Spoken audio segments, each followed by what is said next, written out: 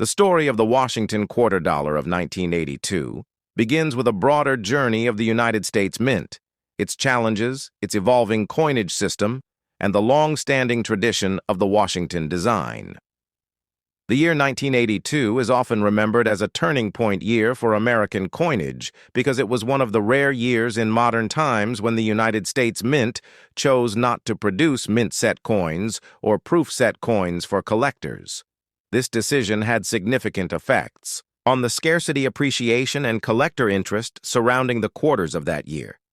The nation in 1982 was experiencing economic shifts, rising costs of metal, rising production expenses, and financial pressure on various government departments, including the Mint. Because of rising operational costs and budget constraints, the Mint decided to pause the production of several collector products for the year. This meant that the only Washington quarters available from 1982 would be those released directly for circulation through banks rather than any specially prepared sets.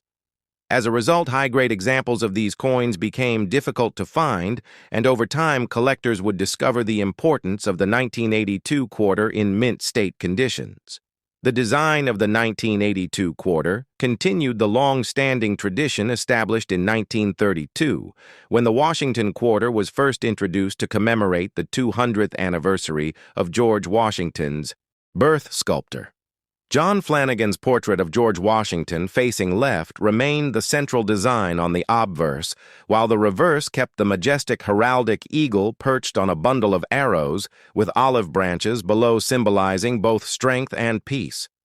These elements reflected the ideals of the nation and the legacy of Washington as a leader whose values shaped the early United States.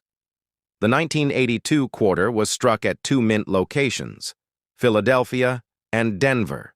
The Philadelphia Mint historically used no mint mark prior to 1980, but by 1982, the P mint mark had already become standard, so collectors could identify coins from Philadelphia with a P, while the Denver Mint continued to use the D mint mark.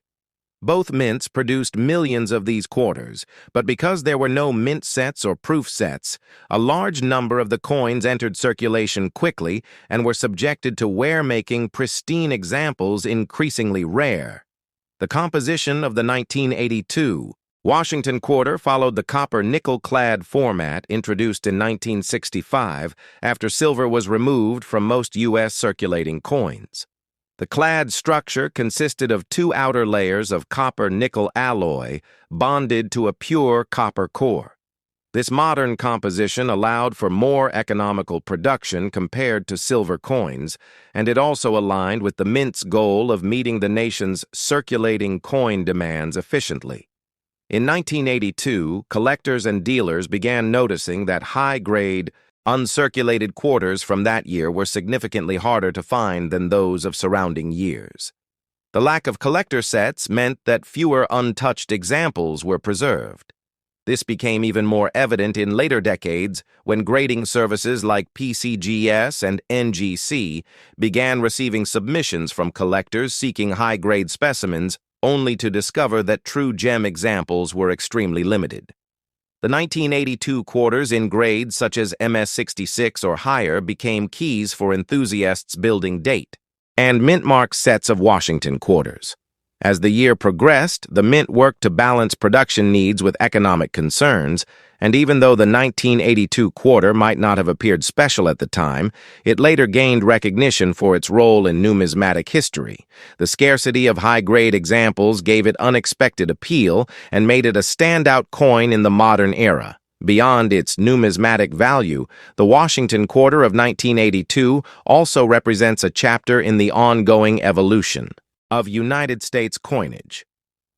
During the early 1980s, the Mint was exploring new technologies, updating machinery, and preparing for future design changes that would transform the appearance of American coins in later decades, including the State Quarter program launched in 1999, which revived massive public interest in collecting quarters.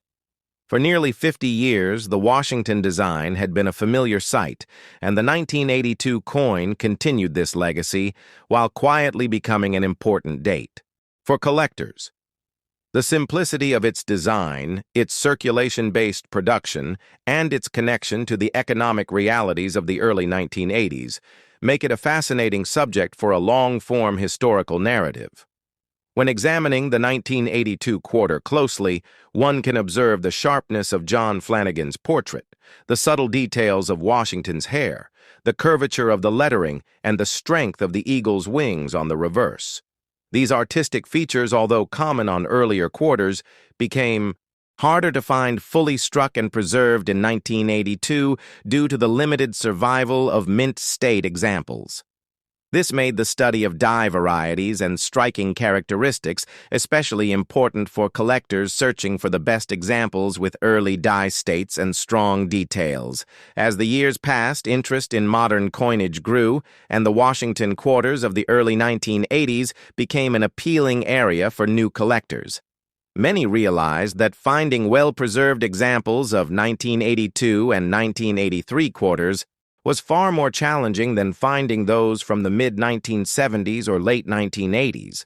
The scarcity was a direct result of the Mint's decision to skip mint sets, a choice that unintentionally created modern rarities. Within the numismatic community, the 1982 quarter often serves as a reminder of how external factors such as budgets, economic conditions, and mint policies can affect the long-term availability of coins. What might seem like a routine year for coin production can turn into an unexpectedly significant one when viewed through the lens of collecting. Decades later, the 1982 Washington quarter stands as a perfect example. As your documentary progresses, you can highlight the broader historical context of the early 1980s in the United States, discussing inflation, increasing metal prices, and the nationwide focus on conserving government resources. This helps viewers understand why the Mint made specific decisions and how those decisions impacted everyday coinage. Another compelling angle for your 2-hour narration is the story of how collectors eventually realized the significance of the 1982 quarter. In the 1990s and early 2000s, as grading companies expanded modern coin submissions, the community began to see just how rare high-grade clad quarters truly were. The 1982 and 1983 dates quickly gained attention as collectors competed to find the best examples, and registry sets pushed demand even higher. Today, the 1982 quarter continues to occupy an important place in U.S. coin collecting history. It reflects a time of change. It carries a design rooted in national heritage, and it represents the unexpected impact of a single year without collector sets. The journey of the 1982 Washington quarter, from an ordinary circulating coin to a sought-after modern collectible, makes it a rich subject for detailed narration, perfect for a long documentary-style video.